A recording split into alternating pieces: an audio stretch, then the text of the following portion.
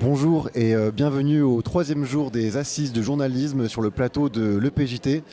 Je suis avec Arnaud Mercier. Bonjour Arnaud Mercier. Bonjour. Vous avez ce matin animé une conférence sur le Covid long et sa sous-médiatisation en France. Selon vous, pourquoi le Covid long a connu une sous-médiatisation, et ce, dès le printemps 2020 et le début de la pandémie ? Alors, il y a plusieurs phénomènes qui s'agrègent. Évidemment, il n'y a jamais une explication simple. Je pense que d'abord, le Covid long a été écrasé par le Covid, la mortalité. Ça apparaît forcément moins dangereux, moins risqué que de mourir. Donc, dans un premier temps, en pleine pandémie du Covid et de ce flot de morts et d'urgence absolue, bon, ça apparaît moins grave. Et puis après, au moment où justement on a moins peur de mourir du Covid, où c'est peut-être moins grave, il y a la lassitude qui s'est installée. Donc on en a déjà fait beaucoup. On a envie de passer à autre chose, du point de vue des rédactions, mais aussi sans doute du point de vue de la société. Et puis il y a un troisième phénomène, je pense, c'est aussi que les journalistes sont quand même très en prise avec l'actualité des pouvoirs publics. Or, les pouvoirs publics ne sont pas irréprochables dans la manière de se saisir de cet enjeu. On peut ajouter un dernier point, c'est qu'il y a aussi une polémique scientifique dans le milieu médical. Il y a eu des articles qui ont fait polémique sur relativiser finalement le Covid, donc là, le Covid long. Donc là aussi, ça aide pas forcément, puisque le paysage scientifique n'est pas clair pour les journalistes. Comment s'en saisir, ça devient difficile.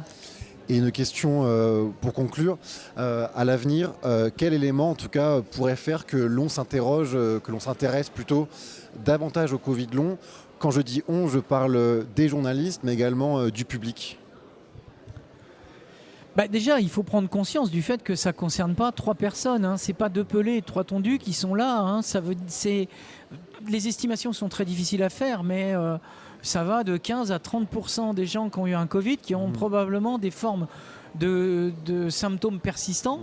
Donc ça concerne énormément de gens. Donc je pense que du point de vue des journalistes, ils devraient se rendre compte que c'est un sujet concernant, comme on dit.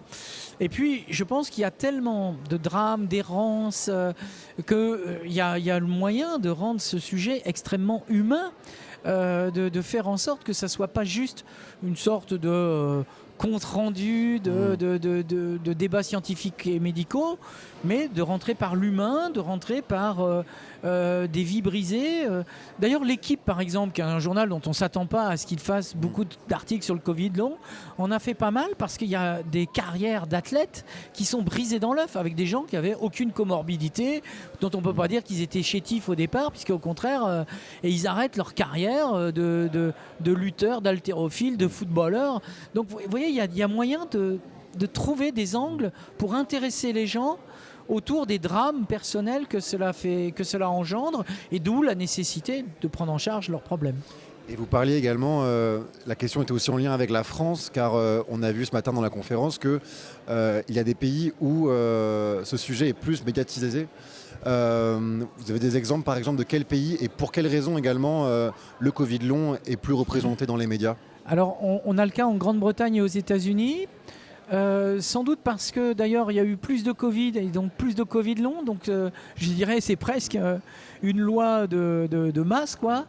Et puis ce qui est intéressant aux États-Unis et dans la presse anglophone, c'est que par exemple la presse économique s'est énormément emparée du sujet.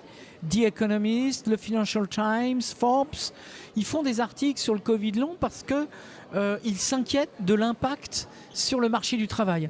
Parce que quand vous estimez que 3 à 4 millions de travailleurs aux États-Unis sont dans l'incapacité de reprendre une activité normale, et alors même qu'il n'y a pas les systèmes de sécurité sociale comme on a en Europe, et donc que c'est très très très compliqué pour eux à gérer, à vivre, ils s'y intéressent aussi, pas forcément du point de vue humain, mais du point de vue économique, business.